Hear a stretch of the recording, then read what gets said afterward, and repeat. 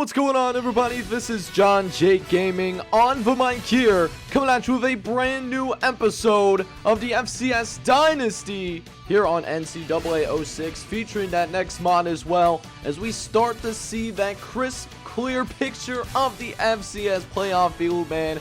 Got some initial playoff berths on the line here tonight, so it's gonna be a fun episode, man. Make sure you go ahead and smack that like button.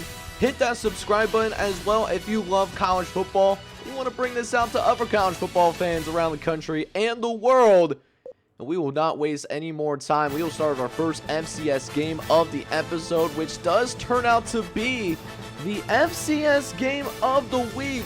We got Sacramento State taking on Northern Arizona, but we do have Corey Hall trying to target Jacob Hill, but is going to be intercepted. And that's what you get from Corey Hall sometimes, just to keep it real with you. Sometimes you're going to get some great throws, some great performances, and other times you're trying to figure out what the heck this guy is doing, right? So Corey Hall does get intercepted, although that interception might not completely be his fault. Jacob Hill, the custom, getting the tackle, by the way. And now Northern Arizona with an opportunity to get points early on in this game, and Daryl Wilson is going to find his way into the end zone. An 11-yard touchdown run that is immediately cashed in right after the turnover. And Northern Arizona off to a red-hot start right now. They'll take a 10-0 lead. As now Carlos Hall tries to go back to work, tries to redeem himself from that earlier interception that he threw. And Carlos Hall, he does lead his team right down the field, does get a touchdown on the board, and we might be looking at a potential shutout here, guys. 10-7 is your score, but Corey Hall throws yet another interception, and that is Jared Stevens, who gets his third career interception. And the Northern Arizona Lumberjacks, they will start on Sacramento State territory, but they don't do anything with that drive.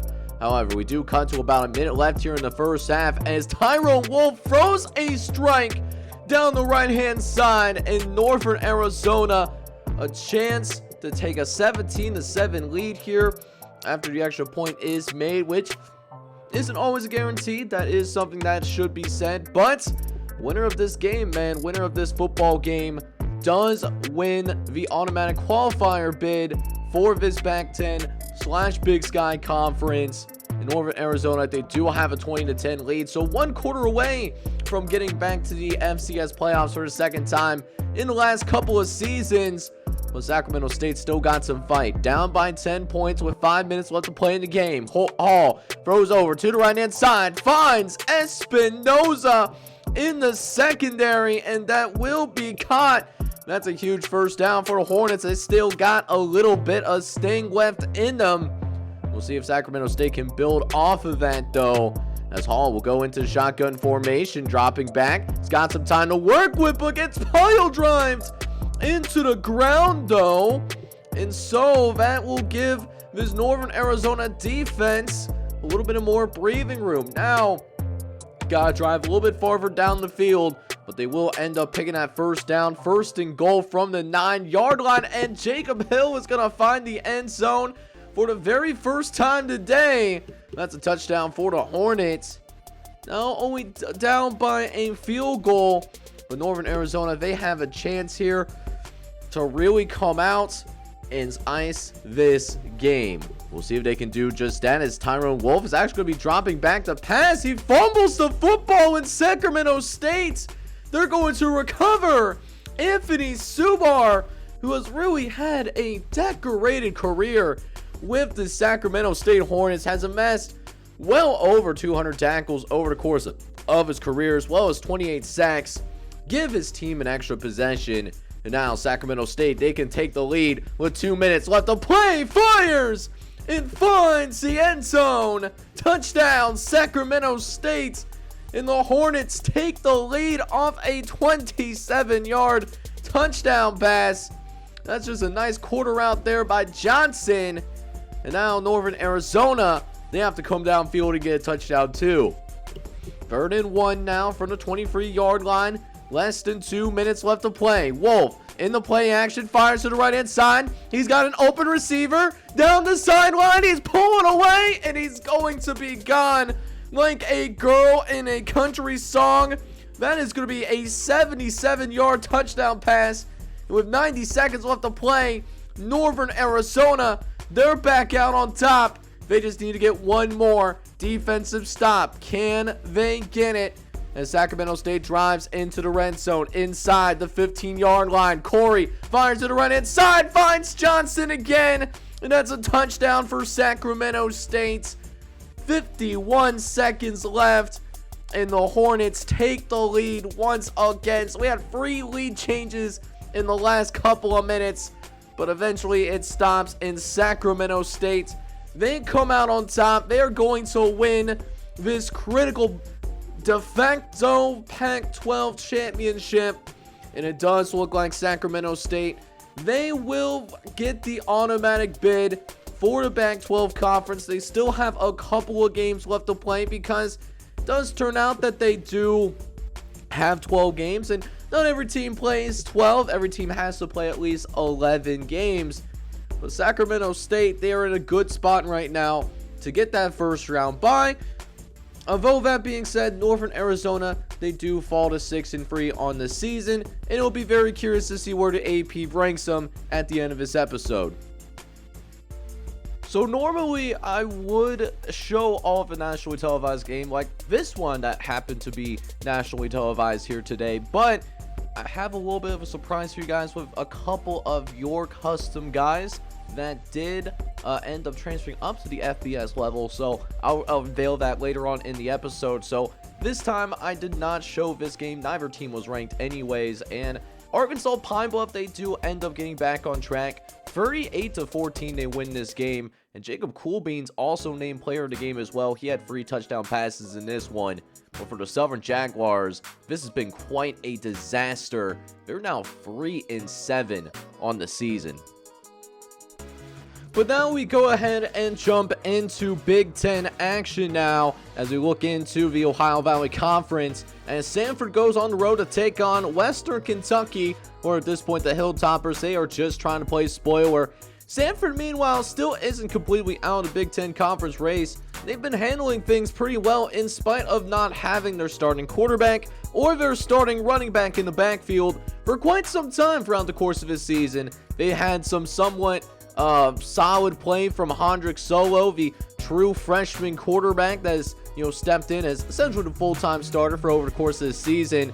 We'll see if that continues here, though, as Western Kentucky will start with the football, pitching it out to the left-hand side, but it's fumbled on the ground, and Samford, they are going to recover the fumble.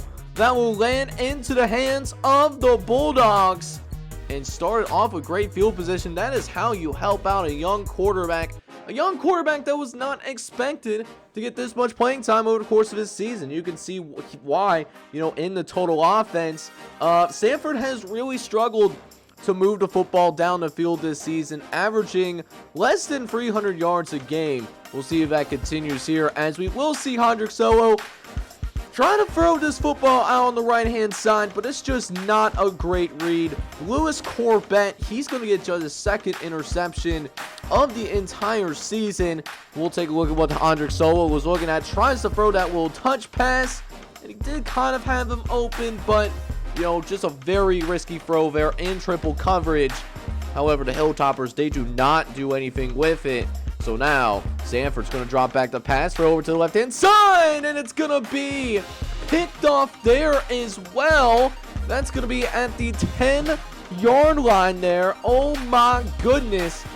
Just a rough day for Hendrik Solo, but Western Kentucky still cannot put points on the board, so it's still a scoreless first half, and that's even with, the defenses for really both teams playing lights out at this point, as Marcus Motley, he's going to get his second interception, not of the game. Oh, no.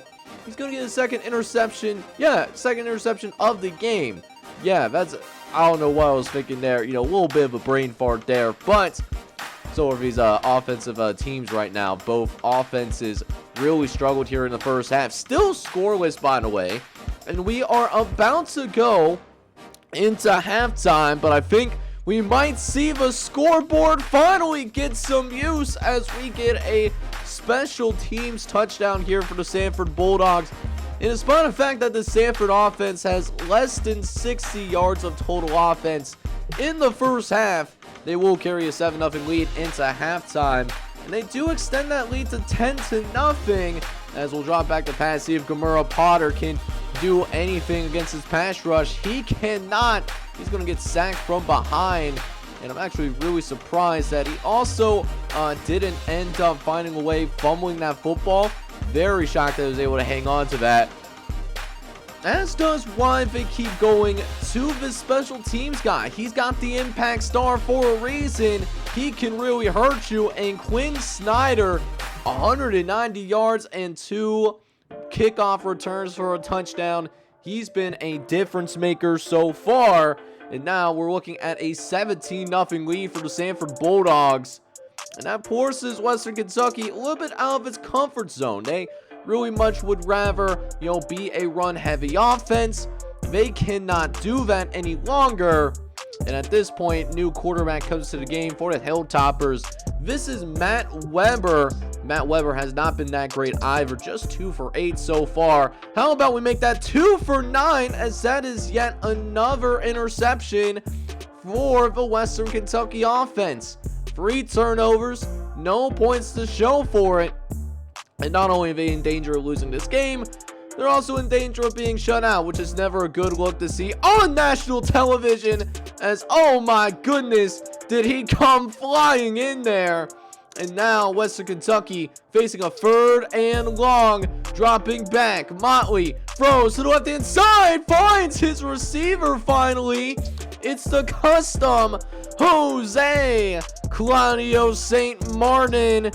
And how about St. Martin really using his big size to his advantage? Does create a red zone opportunity for the Hilltoppers. See if they can finally cash in as Motley throws to the right-hand side. Goes over to his tight end.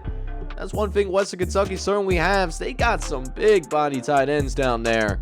But it will not be enough, though, as it's considered a little bit too little too late. Samford will put themselves in a pretty good spot to get to the FCS playoffs. Once again, 6-3. Really is nothing to sniff at, even though this has been the same team that has not really been able to get much of an offensive rhythm, but they find ways to win the football game at the end of the day, and they take care of business against a basically an inferior team in Western Kentucky.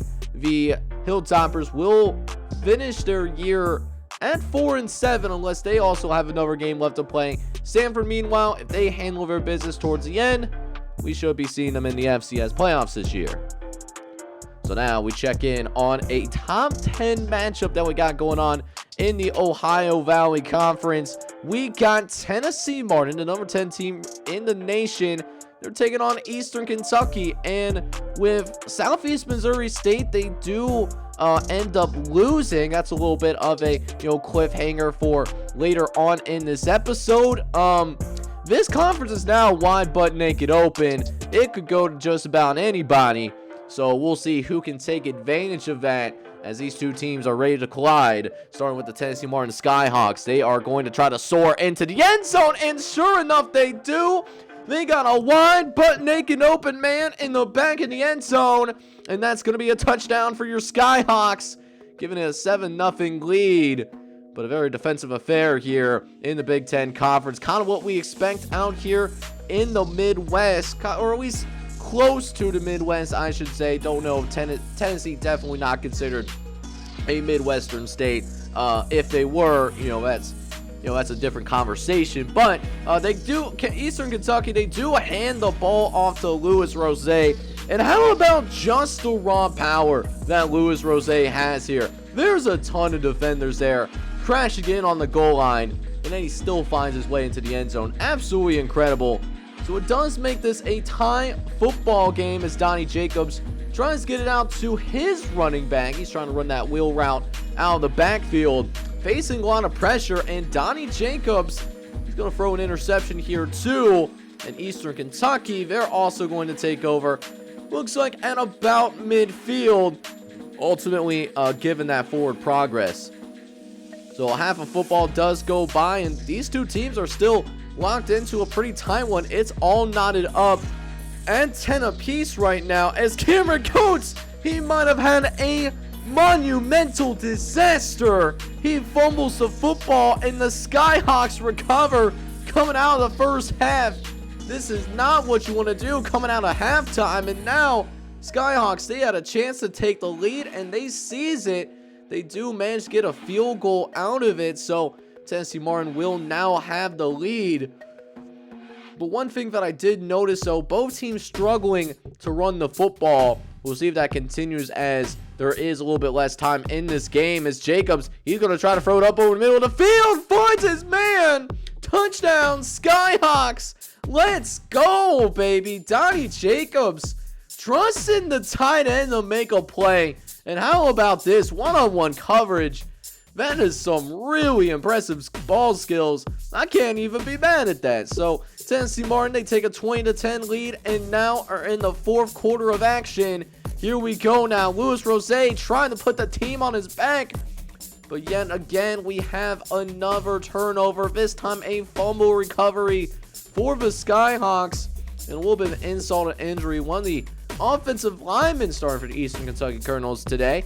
He ends up hurting himself as well. Don't know if we'll see him for the remainder of the game, but can never have too many quality offensive linemen as well, especially when you got some great pass rushers like Marshawn Palmer, who's able to line up Donnie Jacobs in the backfield. That's his third sack of the game, by the way. And now Jacobs moves a man into motion as they try to extend the lead, and sure enough, Chris Harris punches it into the end zone. Touchdown, Skyhawks. And that's another one up on the scoreboard. And there's the injury report there for that offensive lineman. He's going to be out for the rest of his quarter. So they're going to have to find a way to come back without one of these offensive linemen protecting Cameron Coates. He's going to have to throw the football a lot more now. But this is a wonderful throw down the sideline. It's going to create a little bit of space away from the sideline. Make sure he doesn't accidentally go out of bounds. This is simply incredible ball control there. Body control just on an absolute tee. And the Colonels trying to forge a comeback. Less than a minute left to play, though. They will be facing fourth down. And they're starting to run out of options right now. They have one timeout left. And on a 4th and long, they got no choice. They're going to go for it. Coates has to get rid of it quickly over the middle of the field. And it's going to be caught. Well, not a touchdown, but another completion, though, for the Colonels. That does drive them to about midfield. So they will go into their no huddle quickly. Coates looking around, fires towards the right-hand side, finds a receiver. Does he get out of bounds? I'm not too terribly sure, but one thing I do know, this 83, Johnson, he's having a great day so far. Over 200 yards of total offense. And eventually does lead to an Eastern Kentucky touchdown. One that Johnson does corral in himself. But they cannot get the onside kick, though. So that does put the end to the furious comeback attempt by Eastern Kentucky. And it is the Skyhawks that are going to soar here at home. They win a close one. They almost blew it. They did almost blow this game, but the Skyhawks do win 27-24, and that was solidified, like I said, by that onside kick. Two teams that are very good. I would not be shocked if both of these teams make it to the playoffs this year. So we have our very first studio update that we have in this one as we check out some of the other noon games that happened. And Elon, how about this? They blow out Southeastern on the road. They win 45-14, and Elon, trying to get themselves a late push to that at-large FCS playoff spot. Speaking of playoff implications, Northwestern State, they win another one, winning 48-17 on the road as the Appalachian State Mountaineers are still looking for their first win of the season. Eastern Michigan, meanwhile, is going to take their second loss of the season, and it's not a good loss either. They lose to Ball State at home, 24-21, a team that is just 3-6. those bad conference losses might hurt them significantly. Texas Southern, on the other hand, takes care of business in conference play as they take down Mississippi Valley State on the road 35-7, as they're trying to prove that they are indeed the #1 team in college football. Grambling State also making a late season push as well, as they blow the doors off of Alabama A&M at home, winning 52-7, and Grambling State now sits at 6-4 on the season. As for other FCS games that happened early on in the day, how about South Dakota putting together a pretty solid campaign? They're going to be 6-4 now after beating Southern Illinois pretty handily, as the Salukis still searching for that first win of the season. The Montana Grizzlies, meanwhile, continue to take care of business in conference play, winning 31-10 against Idaho State. The Grizzlies are 6-3 and are in a good shape to make the playoffs this year. Brown, however, will have an upset on its hands. They lose just their second game of the season. They lose to Princeton in a shootout, 56-49, as Brown falls to 7-2. We'll see if they stay in the top 25. But do you remember when I first said something about having a little bit of a surprise here in year number 5? Well, this is the first batch of that surprise. We're going to check in on a couple of your guys' custom players that did end up transferring up to the FBS level, and checking in on senior day to see how people are doing up at that next level. First, we do have Jody Gentry here, as Jody Gentry is going to actually make this catch over the middle of the field. He's going to catch a touchdown here for Rutgers. Rutgers, a team in this universe that's 5-5, so if they can win this game against Michigan State here at home, Rutgers is going to go bowling, and Jody Gentry, he's going to certainly help out with that. Looked a little bit close, did not know why they chose not to review that, but that being said, Jody Gentry will make another catch in this game. Little 5-yard reception, isn't quite used the same way that he was at James Madison, but he does at least get a touchdown grab, although they will have to hope that Rutgers wins their next game if they want to experience postseason play, because they did end up losing to Michigan State here at home by a final score of 28-14. Meanwhile, his wide receiver brother, Chris Gentry, he ends up transferring from Tennessee Martin, and he's out here now with the Wyoming Cowboys, and he's actually the #1 receiver for the Wyoming Cowboys, except this Cowboys offense, not very predicated on passing the football. One of the worst passing offenses in the country. So we'll see if Chris Gentry can make the most of that here on their senior day. They're already guaranteed to go bowling. They're 6-3 right now, but I'm sure they would like to bolster up that record just a little bit. Also, the same thing for him. Chris Gentry did not get a lot of touches in this game. He only makes one other catch besides the one that we saw in the first quarter, and really just wasn't that much of an impact. Kind of how Jody Gentry, still trying to work his way through FBS caliber football.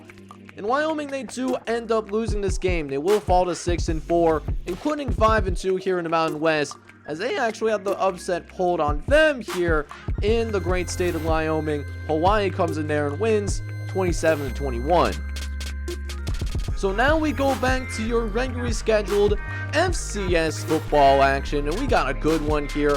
Georgia Southern, the number 20 ranked team in the nation, they're playing up against Texas State, and Texas State, they come in, they're finally ranked, by the way. They're number 23 in the entire country. They come into this one 8-1. So we'll see if Texas State, they can live up to the hype that they have established over the course of this season. First time this season on the big time, and taking on the defending national champions, Georgia Southern, but they have not played like a typical defending champion. Texas State might have a great chance here to, make some things happen. And how about this to get it started? Big throw down the right-hand side, able to create some space away from Marquez Lewis in order to create that first down, and that eventually does lead to a touchdown for the Texas State Bobcats. So really a great way for this Texas State football team to start things out. The pocket just cleaning up, as backup quarterbacks actually in the game. Mitchell McJones, he's one of your guys' custom, by the way, a senior semi-custom, so he'll either be graduating or going to the NFL next year. Don't know what the future holds for him necessarily, but what I do know is that, Texas State, man, they came to play. They prove that they are not just all fluff, that they were not inflated by, these simulated stats, because all of their games have been simulated over the course of the season. That's one big concern, and, winning a game in simulation and winning a game in gameplay, that's two different things, right? And especially in playoff time, that's a really crucial thing as well. But look at this big time run, just making the Georgia Southern defense look silly. Like, I was expecting this to be a very competitive football game. Georgia Southern, they're not as offensively explosive as they were in the past few seasons, that's for sure. But that being said, I did not expect them to be dominated the way that they've been dominated so far. And frankly, if Georgia Southern, they don't get a spark here soon, we could be talking about a team that could very well run them out of the building completely. And this is exactly what I'm talking about. This is what they needed. And just like that, Georgia Southern, after a massive, 102-yard touchdown return, the Georgia Southern Eagles, your defending national champions, they are right back into this game. So now we'll go ahead and see them try to kick the football away once again, see if Texas State's got a response as well. And sure enough, the Bobcats, they know a thing or two. They got some athletes, been recruiting relatively well for a while now, and finally, those recruiting results are coming to fruition.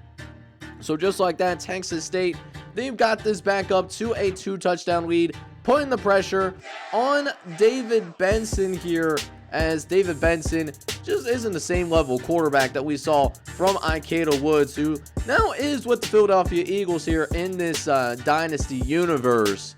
So that's going to be intercepted. As now we jump into the fourth quarter of action now, dropping back, looking over to the right-hand side, it's got a receiver, and it's caught. I'm surprised that's not a touchdown, but John Mitchell, he throws it on the money here still. Big time throw for sure. That is a touchdown-saving tackle. But yeah, it's really surprised they don't call that a touchdown outright, but we'll see if that hurts them or not. And Texas State will move a tight end into motion over on the left-hand side. It's power versus power, and the Texas State offensive line is actually going to win. They are going to win here in the trenches. And how about them apples? It's 31-10. So 3 minutes left to play in the ball game as David Benson tries to lead the Georgia Southern Eagles back. This is a big moment in their season. They need to win this game, and it looks like we could be looking at a situation now, because it does seem like unless there is a miracle, thanks to that interception, Georgia Southern, they are going to lose yet again, and the Eagles are just 5-5 after winning a national championship game in the previous season. Incredible. Absolutely incredible. The downfall of Georgia Southern football. You want to talk about this? This might be the first team in this series to win a national championship only to miss the playoffs next season, the following season. And that's what we're working with right now. We have a potential to see that for the very first time. Great win for Texas State, though.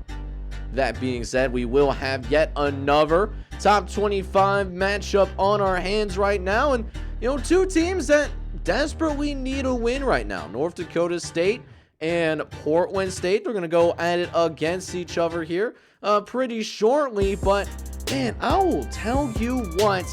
Both these teams have kind of been overrated. Portland State, they're under 500, and yet they're still in the top 25. North Dakota State is at 500.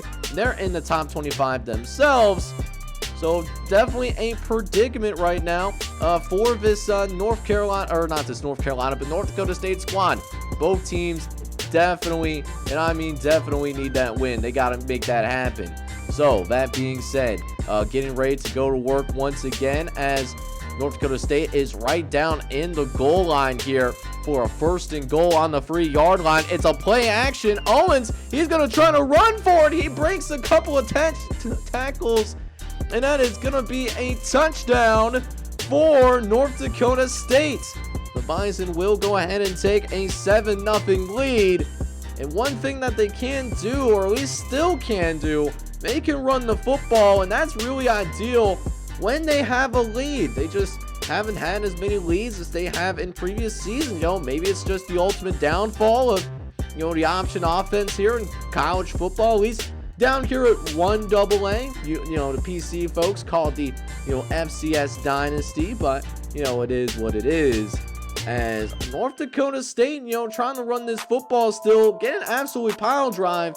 They are looking to finish this first half strong, though, as Owen's going to fire over to the right-hand side, finds Ron Montez for a 29-yard reception, which, fun fact, he was actually the first custom player ever to catch a touchdown pass or have, like, any touchdowns whatsoever. That was way back in season number 2 in North Dakota State's opening game against Mid-Tennessee State. But this particular drive does not end in a touchdown. It's going to end in a Portland State touchdown, as Ron Montez trying to chase him from behind. He does not manage to do that, and Portland State is right back into this football game, only down by a possession now, as the Bison will take the kickoff, and this is going to be carried out by John Weeks down the sideline, and it's going to be touchdown for North Dakota State. Another custom guy stepping up and making a pretty big play there, as the Bison now having a 21-7 lead. Could be talking about a much bigger lead now, as Portland State, they put the football on the ground, unfortunately, and the Bison will take over at the 12-yard line, as we got 1st and 10 following the fumble. Owens, he's going to run it into the end zone. That's another touchdown for North Dakota State. Starting off as the backup quarterback, Garrett Keefe came in. He was hurt, and Owens just seems like he's a better fit to run this option offense. You know, you got to have some athleticism to run these speed options to the left and right-hand side, you know, and Owens got that. He's got that, which is why North Dakota State, they're playing a little bit better here in the second half of the season. I mean, look at the rushing numbers, already over 200 yards rushing. That's for a backup quarterback. Pretty darn good, if I say so myself, as now creates a goal line situation inside the 10-yard line. Owens gets it off to the tailback, and the tailback is going to punch it in. Touchdown, Bison. That's going to be another one up on the scoreboard. And the Portland State Vikings just being absolutely dominated right now, down 35-7, as Carl Pierre just doesn't have anywhere to go with the football. I mean, when you're just absolutely getting crushed as soon as you get the snap, I mean, what can you do? Case in point, I mean, 38 was a free rusher. You know, nobody picked him up. I mean, what are we doing with the pre-snap checks, right? Just a bad look for this offensive line. And again, North Dakota State gets set up in a goal line position. And again, the Bison are going to capitalize here as well. So that now makes it 42-7. Last play of the third quarter, though. They will throw it over to the left-hand side. So it's not all bad for Portland State, but man, there's a lot of bad in this one. There was a lot of bad for, frankly, a game that Portland State needed to win. They're now 3-5, and I would be completely shocked if the Vikings managed to stay in the top 25 at all. You hate to see it.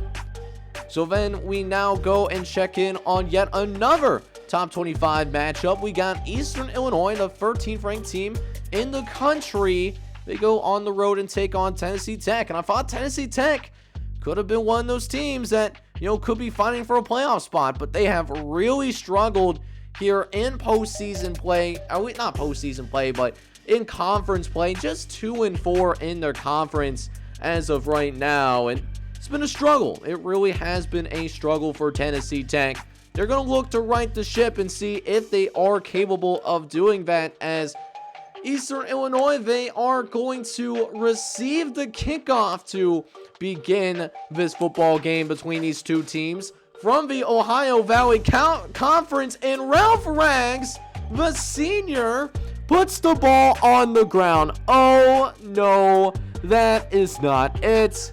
So in spite of that, Tennessee Tech, they don't score on that drive. I don't know how they managed to not score on that drive. Probably a missed field goal or something like that. But Tennessee Tech, they are driving down the field right now. It's just not the start that you're looking for if you're an Eastern Illinois fan. So that does make it 3rd and goal from the 3-yard line. Trying to throw over to the left-hand side. And that is going to be a touchdown for the Tennessee Tech Golden Eagles. And how about this? Josh Clark just doing a beautiful job selling that play action there. And now Tennessee Tech is up 7-0. Puts that pressure right back on Lobdell, who does not waste any time. He's going to get a 30-yard completion out in the middle of the field to Phoenix Firebird, which is one heck of a name, by the way. But Lobdell does manage to get lined up like a Christmas tree as well. So now Tennessee Tech has them in a 2nd and 17. We'll see how Lobdell responds after getting that sack. They do pick up that first down off screen, so it's going to be a 1st and 10 all over again on the 32-yard line, but definitely some inconsistent play here for Eastern Illinois early on in this ball game. Late in the first quarter, though, Lobdell looks to the right-hand side, finds the tight end, and just like that, Eastern Illinois is going to tie this football game up. Just one of the DBs for Tennessee Tech just getting a little bit too spicy and trying to go for the big play when batting the ball down would have been perfectly fine instead. So now that being said, Josh Clark's got his troops back out onto the field. Has had a very good completion percentage, by the way, 60% on the year. And Clark now with 4 for 8 for 74 yards as Tennessee Tech trying to answer the Eastern Illinois score. Clark dropping back, looks to the right-hand side. He's going to find his receiver, runs away from the DBs of Eastern Illinois. And now it's just a nice job there after the catch to make a play on the football. Russell Matthews couldn't get over in time. And eventually, Josh Clark finds his way into the end zone. And before the end of the first half, we got ourselves a 14-7 lead. Let's go. The Golden Eagles, man, they came to play. They're actually up 14-7 at the half. But then in the second half, it does end up becoming a much more different story. Justin Brown is going to get his 4th interception of the season. That's just Josh Clark being forced out of his spot. Great pressure there by the Eastern Illinois defensive front. And the Panthers will take over inside the 10-yard line. 3rd and goal from the 6. Lobdell looks to the right-hand side. It's caught! Touchdown! Eastern Illinois. We'll get a double look to see who caught that touchdown pass. And it looks like it might have been Phoenix Firebird soaring his squad to a tied football game now. 14-all. And after that, Russell Matthews gives Eastern Illinois their first lead since I believe they were they even up 7-0? Or did Tennessee Tech score first? My mind just leaves me in the dark sometimes. But Eastern Illinois does have the lead though. And Lobdell wants to make that lead even bigger. Hang on, they go with a draw play. Oh my goodness, Tennessee Tech. They have been bamboozled. They have been flabbergasted. And most importantly, they gave up a really big play there. Right down the center of the field. First down for Eastern Illinois. As the draw play works to perfection. I mean, look at all that green grass. That is just a fairy tale scenario for running backs anywhere. And now it's another goal line opportunity. This time, Lobdell fighting to get his way into the end zone on the ground. And he will wrap his way in there. That will be a touchdown for the Eastern Illinois Panthers. You know, trying to follow the blocks there a little bit. Might have been Ralph Rags that set a block as well. Did not hear from him much today ever since the bad kickoff return to start this football game. But we will see Lobdell also turn the football over. So as pretty exciting that this game has been, it's also been a little bit on the sloppier end. Both teams now turning over the football multiple times. That time trying to get it out to the big body receiver. However, Tennessee Tech does not capitalize and still finds itself down by multiple scores. Lobdell looking over to the left-hand side, and it's a career day for Phoenix Firebird. All the big plays have been going in the Firebirds' direction. His fellow teammate, Ralph Rags, he's always loving it, man. In Eastern Illinois, a chance to make the lead bigger, possibly make this a free score game. Play action, firing down the left-hand side, but it's intercepted. A little bit of ray of hope here for the Tennessee Tech Golden Eagles, as that play right there does not allow any points to be scored in the red zone. And that is huge for Tennessee Tech right now. They badly, and I mean badly, needed that. So 31-14 is your score, and just trying to make the score look a little bit better, just trying to get up out of there, but there is going to be yet another turnover on the field, and that perfectly describes Tennessee Tech's second half. It really does, because we see Russell Matthews get in there, blow up the play, and Eastern Illinois, they really did show in the second half in particular why they were ranked in the top 15. I had my reservations about Eastern Illinois, but they have really proven me wrong over the course of this late part of the season, right? Like after the first 5 weeks, Panthers have been playing some really good football, and this is really turning into a football team that I don't think teams want to go up against, whether it's a first round team that they go to, or if they even find a way to sneak into that bye week in the top 8. And now for the last game that we got going on here in this episode in terms of game action, we got James Madison going up against the South Carolina State Bulldogs in what could possibly be a conference championship matchup. We'll have to see how things shake out in conference. We know that James Madison is going to be in that conference championship game. They're looking in a really good spot as of right now. Stephen Terry also putting up some Heisman-like numbers. We'll see if he can keep that up the whole year or not.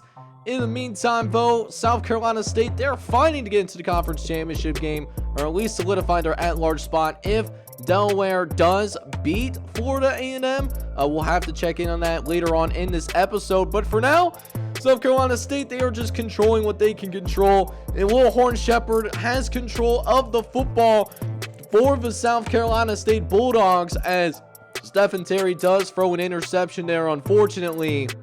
So now the Bulldogs will be going to work behind their quarterback, Eric Purepoint, as well as Williams, who takes it down this field and almost finds his way into the end zone. He will be chopped down eventually by Eric Bonelli, but South Carolina State will be inside the 5-yard line as they look to run it into the end zone. They will, and South Carolina State makes it a 10-0 lead.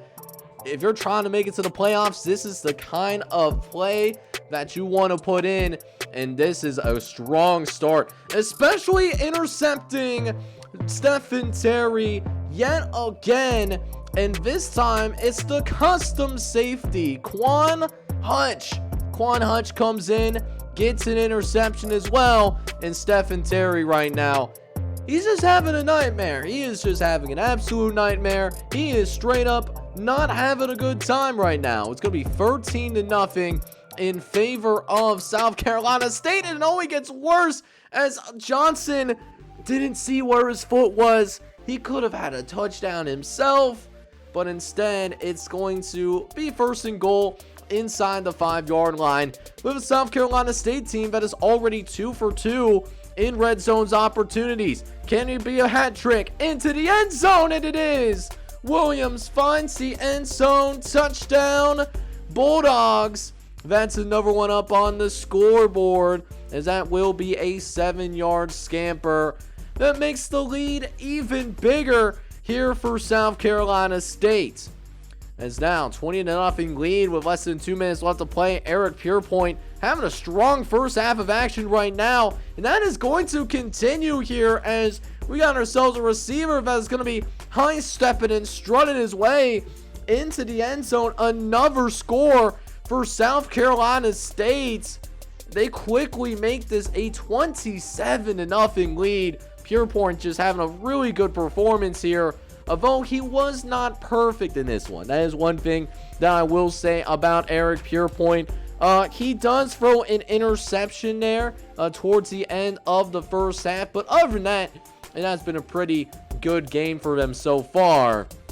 As now we're looking at a 27-0 lead now in the third quarter of action, and it's going to be possibly another touchdown for South Carolina State, but will be chopped down inside the 5-yard line. Again, Eric Pierpoint really going to work, making Grayson Skinner, I believe it was playing there at corner, I could be wrong there, but either way, a number 2 for James Madison missed a tackle in South Carolina State in really surprising fashion. Actually, I did not expect this at all, but South Carolina State, they're probably going to end this year on a 5-game winning streak. They're 8-3 now. They destroy James Madison. But before we go and take a look at how these conference races are shaking up right now, we'll go ahead and take a look at some of the later games that we didn't see in gameplay.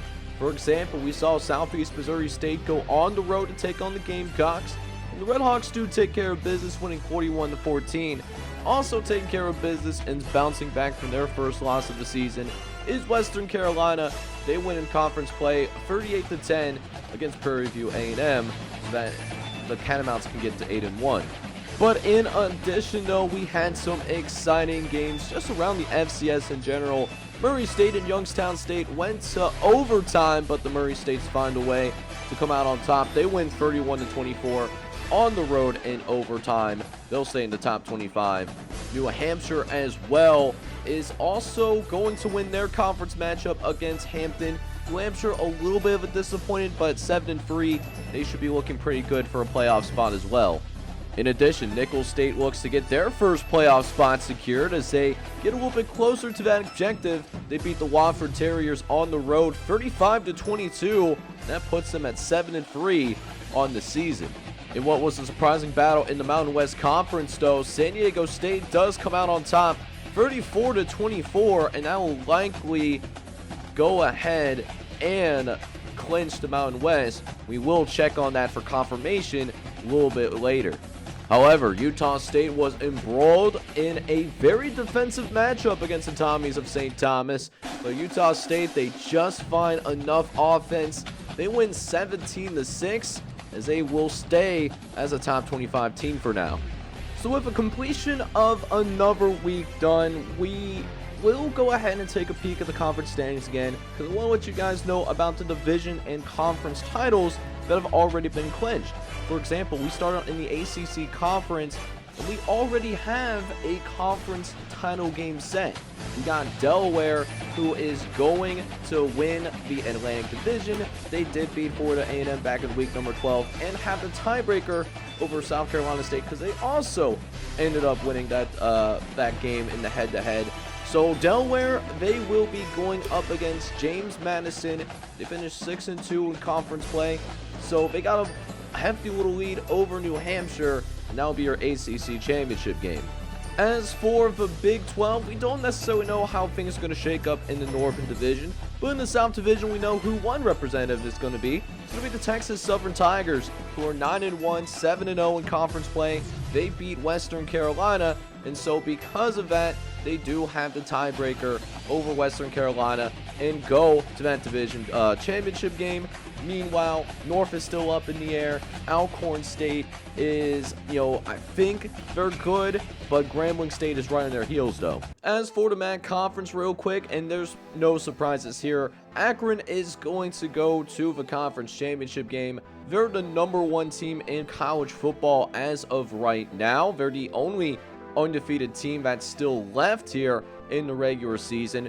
Who they'll play out in the West, they'll either be Eastern Michigan or Central Michigan, depending on how conference play goes. As for the Mountain West, we do see some confirmation. It looks like San Diego State is going to win the conference championship, but UNLV could still mix things up. They might have the tiebreaker over San Diego State, so we'll keep an eye on that. Of course, for the Pac-10, we do have a conference champion here.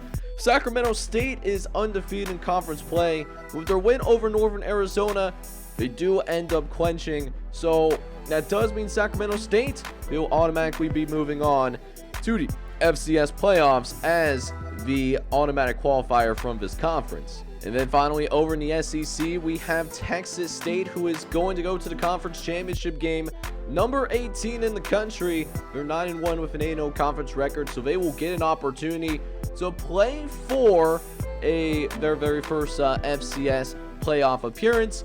Out in the West, do have a little bit of a conundrum. Could either be Sam Houston State if they win. If not, and Northwestern State wins, they would be going to the conference championship game in the SEC. So that does wrap things up here for week number 12 actions, and we're going to keep things rolling here on the FCS Dynasty.